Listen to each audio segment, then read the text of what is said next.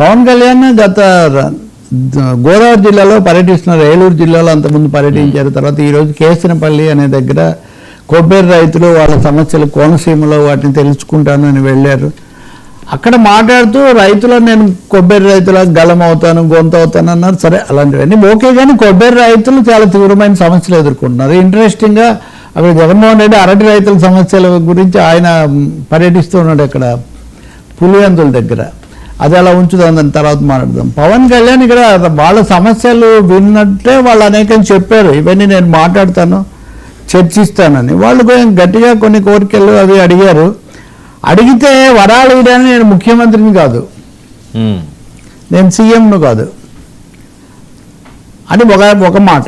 రెండో మాట, జగన్మోహన్ రెడ్డి గారు ఉన్నట్టు నా వేరే డబ్బులు ఏం లేవు అనే ఒక మాట కూడా. అంటే ఈ సీఎంను కాదు అనే డైలాగ్ ఖచ్చితంగా ఆయన సీఎం కాదు, డిప్యూటీ సీఎంఏ.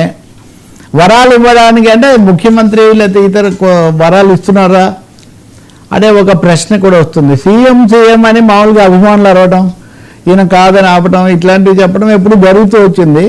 ఇప్పుడు స్వయంగా ఆయన నోట్లో నుంచే నేను సీఎం కాదు అని చెప్పటం. ఈ గోదావరి జిల్లాలో అంటే ఏలూరు, కోనసీమ ఇక్కడంతా పర్యటన పెట్టుకున్నప్పటి నుంచి మీడియాలో కొన్ని వార్తలు వస్తున్నాయి, మనకు చూస్తున్నాం. వాస్తవంగా మీడియాలో అవి ప్రత్యక్ష ప్రసారాలు, వ్యాఖ్యానాలు. అది ఒకటి ఏంటంటే మిగతా పరిణామం వీటితో సంబంధం లేకుండా పవన్ కళ్యాణ్ తనంతా తను వెళ్తున్నాడు జనసేన అని